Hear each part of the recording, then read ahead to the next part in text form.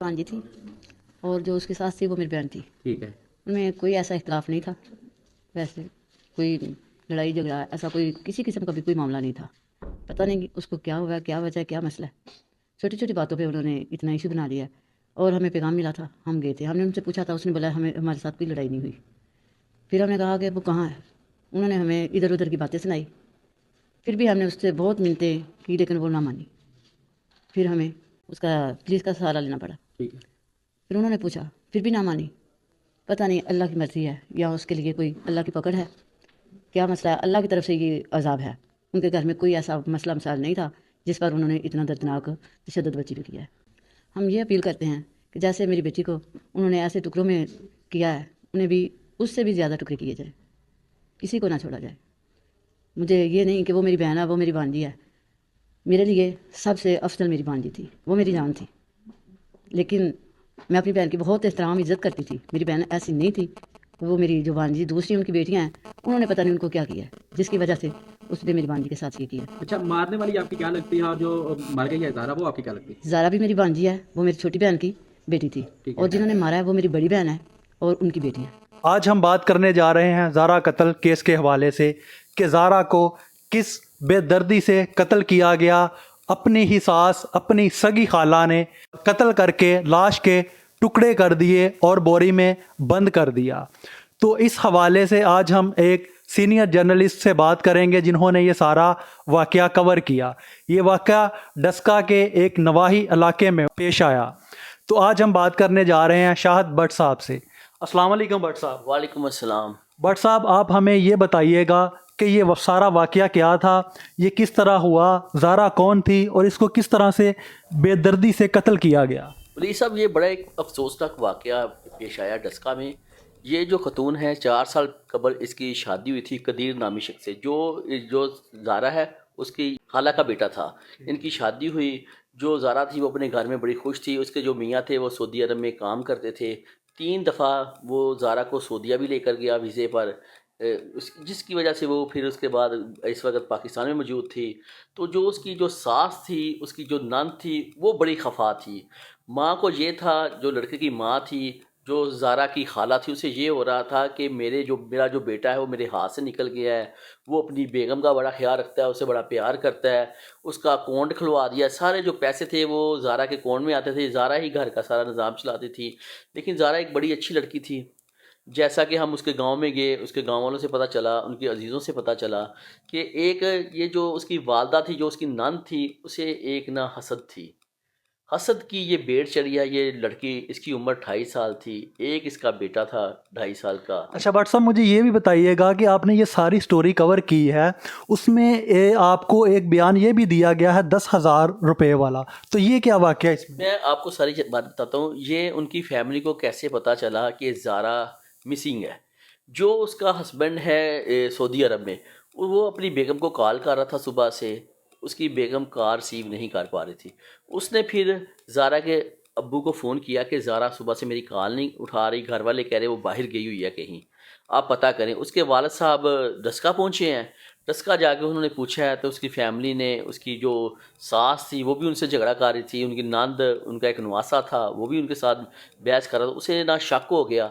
शबीर साहब उनके वालिद हैं ज़ारा के। वो जब कमरे में गए, उन्हें ऐसा लगा कि जैसे घर को वॉश किया गया, सारे घर को ना वॉश किया गया। उन्हें शक हुआ। उन्होंने कहा कि आपकी बेटी सुबह से चली गई है, पता नहीं कहाँ चली गई है। वो कहती मैं शाम को आ जाऊँगी।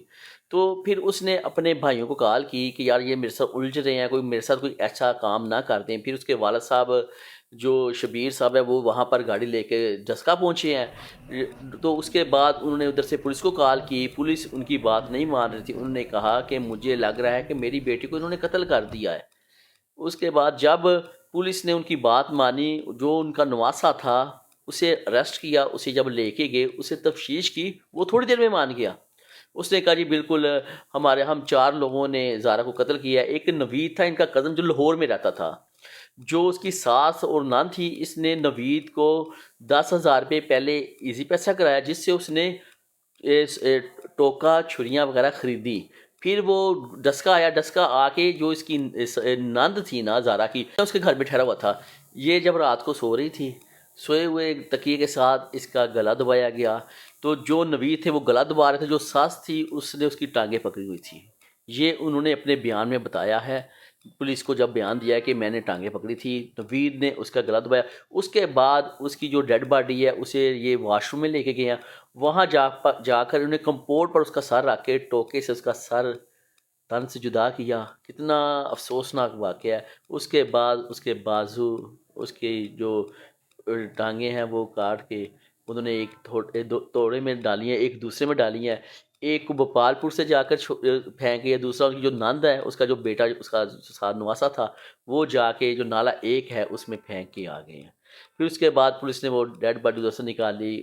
ان کی فیملی کے اتنے، وہ میرے کے والد صاحب سے جب میری بات ہوئی میں نا، بٹ صاحب یہی آپ سے پوچھنے لگا تھا، آپ کی بات کو ہی سیکنڈ کروں گا کہ آپ نے ان کے انٹرویوز کیے ہیں، ان کی ساری فیملی کے، آپ وہاں گئے بھی اس واقعے کو کور کرنے کے لیے، تو ان کے والدین کے کیا تاثرات تھے، کیونکہ جن کی جوان بیٹی کو بھی اس بے دردی سے قتل کیا گیا؟ جب میں نے ان کے والد صاحب سے بات کی نا، پہلے تو مجھ میں بھی ہمت نہیں ہو رہی تھی. ظاہر سی بات ہے، ان کے والد صاحب سے میرے سوالوں کا ان کے پاس الفاظ ہی نہیں تھے، ان سے بولا ہی نہیں جا رہا تھا. وہ کہہ رہے تھے ویسے مار دیتے نا، صبر انسان کر سکتا ہے. اتنی بے دردی کے ساتھ جو اس کے ساتھ انہوں نے ظلم کیا ہے، اس کے بازو کاٹ دیے، سر کاٹ دیا، پھر اس کو بعد ایک گندے نالے میں پھینک دیا. اس والدین کے لیے کتنا یہ خطرناک بات ہے. ان کے کیا جذبات ہوں گے. وہ اتنے، ان کا جو پورا گاؤں تھا نا، کیونکہ یہ گجرانوالہ میں رہائشی تھی، یہ ادھر ساتھ یہ گاؤں ہے، وہاں کے یہ رہنے والے تھے، تو ادھر اپنی خالہ کے گھر.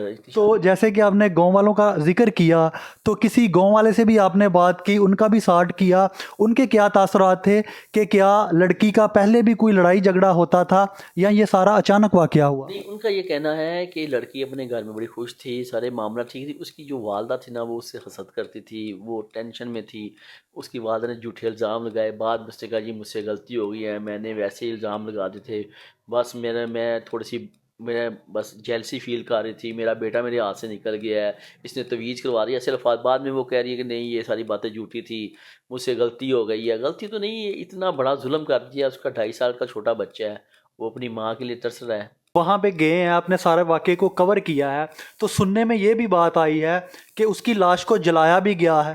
ہاں، جو اس کا سر تھا وہ اسے جلایا گیا ہے. اس کے بعد اسے وہ ان کے گھر سے برآمد ہوا. اس کے جو ہاتھ ہیں وہ بھی گھر سے برآمد ہوئے تھے.